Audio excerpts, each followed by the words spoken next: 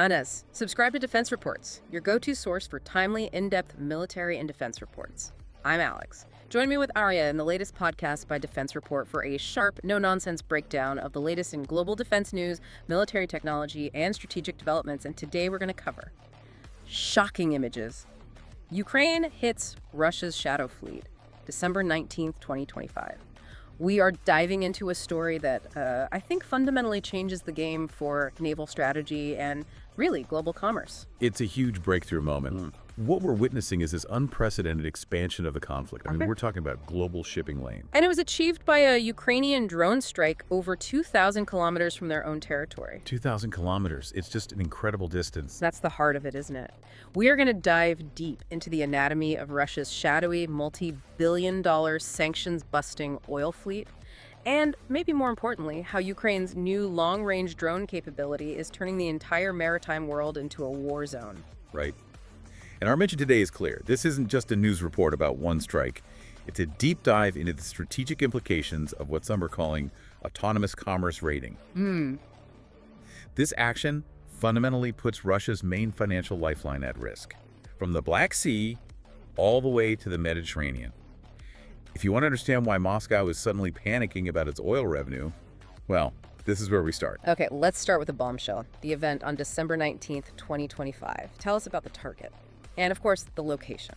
The target was a tanker called the QNDL. But the location, that's what makes this historic. We're talking about neutral waters in the Mediterranean Sea. Specifically off the coast of Libya, right? Exactly. This is so far outside the traditional, war zone. And if you just pull up a map, that distance it's almost hard to get your head around for an unmanned system launched from Ukraine. It's roughly 2,000 kilometers. That's just under 1,250 miles. It is. And what that range signifies, strategically, is the immediate end of the geographic sanctuary that Russia's dark fleet thought it had. The safe zone. The safe zone, yes. Before this, they assumed that once they were through the Bosporus and into the Med, they were safe from kinetic strikes. This operation was timed, according to sources inside the SBU's Alpha unit who claimed the strike, to be a very clear, very kinetic demonstration of Ukraine's global reach. They wanted to send an undeniable message. And that message seems to be that distance is no longer a shield. So what was the actual physical outcome for the QNDI? The vessel sustained critical damage. Okay, what does that mean in real terms? It's not just a dent in the side. No, not at all. We're talking about massive hull penetration, internal systems damage. It immediately rendered the ship completely inoperable for transporting crude oil. So it's effectively a sunk financial asset, even if it didn't literally sink to the bottom of the sea. That's the perfect way to put it. It was a surgical financial blow. That surgical nature is so important here. And it brings us to a crucial detail the SBU was very keen to point out. That the vessel was empty. Exactly. The tanker was empty at the time of the attack. And that's a massive distinction to make. I mean, had that tanker been fully loaded, you would have an environmental disaster on a truly catastrophic scale on your hands, right there in the Mediterranean. So by hitting an empty tanker, Kyiv manages to avoid that huge environmental fallout. Right. And it allows them to frame this action very precisely. This was a surgical financial strike against a legitimate military objective, not some act of, global pollution. So the argument from Kyiv is pretty straightforward then. The tanker was an absolutely legitimate target because Russia uses it to get around sanctions to generate these oil dollars. Oil dollars that directly fund the war machine. Yes. They're connecting the revenue stream directly to the kinetic action on the battlefield. They're asserting what are called belligerent rights. Precisely. The right of a nation at war to interdict and destroy the enemy's commerce, if that commerce is sustaining the war. If a vessel is an integral part of that funding mechanism, Ukraine is arguing it loses its civilian immunity. Regardless of where it is, Black Sea, Atlantic, it doesn't matter. It doesn't matter. This is economic attrition taken to the high seas. What's so fascinating here is that the Mediterranean strike, it didn't happen in a vacuum, did it? It was the final piece of a highly synchronized campaign. That's right. It really started just one day earlier, deep inside Russia itself. We have to connect the dots. You're talking about the December 18th strike. Yes, on the tanker, Valery Gorchakov, at the port of Rostov-on-Don. And Rostov is a huge logistics hub on the Don River. It's the gateway to the Sea of Azov, to all those inland Russian supply chains. And the message there seems to be, we can hit you globally, and we can still hit you at home. Duality. Exactly. But the Rostov strike, it had a much higher human cost. which really underscores the difference between hitting a dark fleet vessel on the high seas versus one in a populated port. A tragic difference. Absolutely. The Valery-Gorchakov strike, it resulted in the deaths of 2 crew members, a cook and a mechanic. 3 others were injured. The vessel itself, it's an older ship built in 1969. Yeah. It caught fire, was severely damaged, started taking on water right there at the Novoshakhtinsk petroleum terminal. Its stern was flooding right up to the superstructure. It just shows that even their protected internal ports are vulnerable. And to understand how they pulled this off, this incredible reach and simultaneous pressure, we have to look at the tech. This capability didn't just appear overnight. No, if you look at the timeline, you see a clear, methodical buildup. Go back to November 28th. The Kairos and the Virat were hit off the Turkish Black Sea coast, both disabled. Then, a couple of weeks later, December 10th, the Dashan gets hit in the Black Sea. Critical damage. This was an escalating campaign against their maritime infrastructure.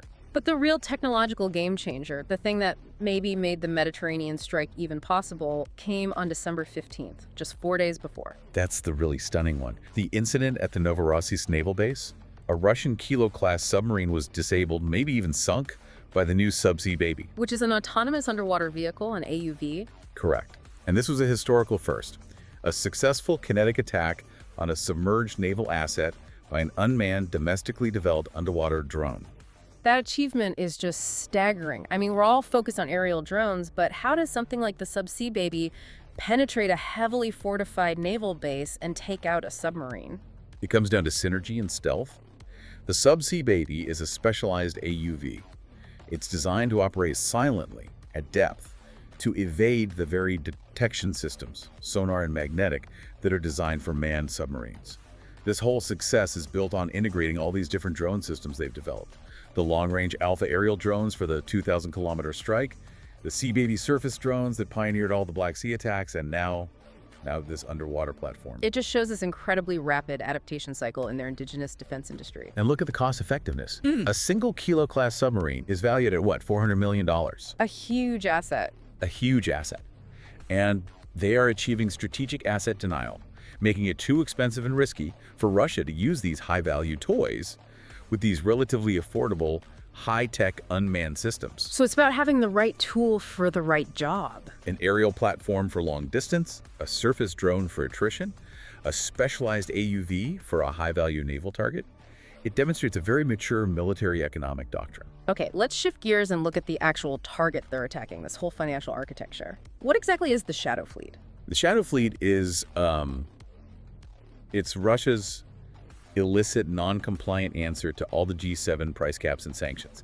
It's a vast, clandestine network of ships dedicated to one thing: transporting Russian oil around the world, completely outside of normal insurance and regulations. And what's the scale we're talking about here? The numbers seem to vary. The scope is massive because the volume of Russian energy trade is massive. Conservative estimates range from maybe 155 to nearly 600 tankers. I've seen some analysts put it even higher. Oh yeah, some put the total number, if you include older support vessels and things like that, as high as 1,000 ships. This is not some small rogue operation. It's a parallel, multi-billion-dollar commercial system designed purely for sanctions evasion. And that's why Ukraine is prioritizing them. Because this fleet is the primary economic engine funding the entire war. This fleet transports an estimated 65% of Russia's seaborne oil trade. And in dollar terms. That generates somewhere between $87 to $100 billion in revenue per year. $100 billion. Think about that. That single revenue stream has matched, and in some years even exceeded, the total aid provided by the West to Ukraine. So the strike and the QN denial is aimed at disrupting the very source code of the Russian war budget. So if the West is struggling to match Russia's financial firepower diplomatically, then hitting the source with kinetic means becomes almost a necessary tool. Exactly. But it's not just the money. These vessels themselves, they represent a massive shared risk for Europe and every coastal state. Well, for one, they are old. Roughly 72% of the fleet is over 15 years old. They're poorly maintained, and critically, at least 60% of them lack valid Western insurance coverage. So what's the real-world risk of having hundreds of these old, uninsured tankers sailing through, say, the English Channel or the Mediterranean? The risk is staggering. If one of these unseaworthy aging tankers breaks apart or has a critical failure, like the QN did, The cleanup costs for a major spill are estimated at anywhere from $859 million to maybe $1.6 billion. And since they're uninsured. Those costs don't land on Moscow or the shell companies that own them. They get passed directly to the coastal states, which means you and other European taxpayers are the ones who foot the bill. It's a financial and environmental time bomb. And the owners make it all possible by using these really deceptive practices. They rely on three main tricks: opaque ownership through shell companies, turning off their AI transponders to go dark, and intense flag hopping, constantly changing their national registry to hide their origins. And the Q-Handle's a perfect case study for that, isn't it? It is. A 19-year-old tanker, already sanctioned by the US, EU, and UK. Its history is a legal mess. It had previously claimed a Guinea False status. What does that even mean? It means the vessel was signaling a national registry. It wasn't even authorized to fly. That makes it technically stateless under international maritime law. Before the strike, it was trying to get the flag of Oman. So by operating in this stateless, illegal way, they are basically forfeiting their legal protections. And that strengthens Ukraine's argument. They're capitalizing on the fact that this fleet has already stepped outside the bounds of international law. Now we have to talk about the global fallout. This conflict has burst out of the Black Sea and is now touching NATO members' borders. What does this mean for maritime security? Well, the immediate consequence is financial instability in the shipping world. War risk insurance premiums for the Black Sea and now the Eastern Med have just spiked. They're being reviewed daily. This unpredictable drone campaign changes how the entire industry assesses risk. And it's causing immense diplomatic friction, particularly with NATO member Turkey. Indeed. I mean, those earlier attacks on the Kairos and Virat, they happened right inside Turkey's exclusive economic zone, their EEZ. Turkish officials have condemned the attacks forcefully. They're not taking sides, but they're warning that this is a threat to navigation, to life, and to environmental safety in their waters. But it went beyond just warnings, didn't it? There was a physical interception near Ankara.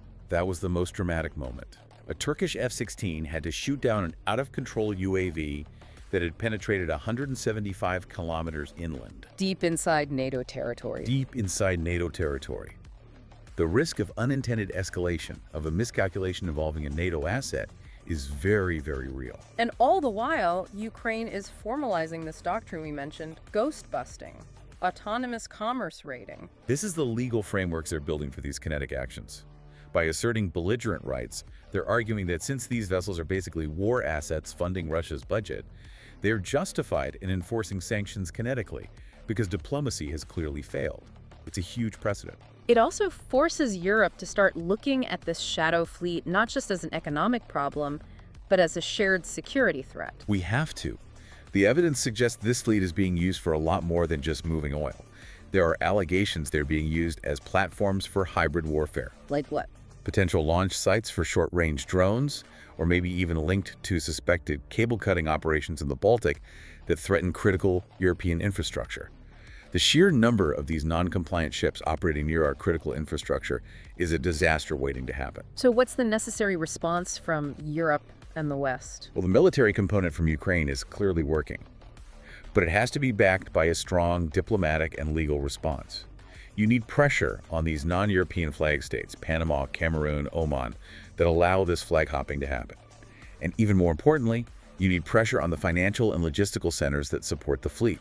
Cutting off the legal and financial infrastructure is just as important as hitting the ships themselves. So this December 2025 campaign, culminating in that Q-Handle strike 2,000 kilometers away, really is a landmark moment. It shows that Ukraine's affordable, high-tech drone warfare now has global reach, and it can directly challenge Russia's primary financial engine. It's a fundamental shift in naval strategy, from a localized struggle in the Black Sea to a global campaign of economic attrition against this shadow fleet. It proves unmanned systems can project power and enforce policy across vast distances. And it leaves us with a final provocative thought. If the SBU can strike a sanctioned tanker 2,000 kilometers away off the coast of Libya, what remote port, what global shipping lane remains a true sanctuary for Moscow's sanctioned financial assets? That's the question now echoing through Russia's entire sanctions-evading network. You've been listening to Defense Report by Alex and Aria, where we analyze the latest in military strategy, global defense, and advanced weaponry. Subscribe to Defense Reports, your go-to source for timely, in-depth military and defense reports. We'll catch you next time.